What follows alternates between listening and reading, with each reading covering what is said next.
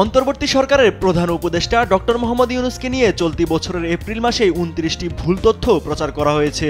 এর মধ্যে প্রায় ৩০% ক্ষেত্রেই তাকে নেতিবাচকভাবে উপস্থাপন করা হয়েছে বলে জানিয়েছে বাংলাদেশের ফ্যাক্ট চেকিং প্রতিষ্ঠান রিউমার স্ক্যানার।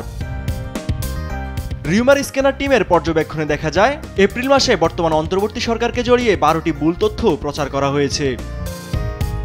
সরকারের উপদেষ্টাদের মধ্যে আসিফ নজরুলকে জড়িয়ে ৩টি, আসিফ মাহমুদকে জড়িয়ে ২টি, সৈয়দা রেজওয়ানা হাসানকে জড়িয়ে ২টি, আফম খালিদ হোসেনকে জড়িয়ে ১টি, শেখ বশির উদ্দিনকে জড়িয়ে ১টি এবং প্রধান উপদেষ্টার প্রেস সচিব শফিকুল আলমকে জড়িয়ে ১টি ভুল তথ্য প্রচার শনাক্ত করেছে রিউমার স্ক্যানার।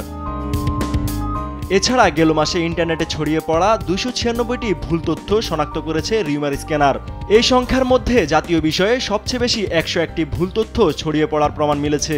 এছাড়া রাজনৈতিক বিষয়ে ৯৫টি, আন্তর্জাতিক বিষয়ে ৩৮টি, ধর্মীয় বিষয়ে ২৭টি, বিনোদন ও সাহিত্যিক বিষয়ে 8টি, শিক্ষা বিষয়ে 7টি, প্রতারণার বিষয়ে 10টি, খেলাধুলা বিষয়ে 9টি ভুল তথ্য শনাক্ত করা হয়েছে। ইউসুফ ভূঁইয়া, দেশ টিভি, ঢাকা।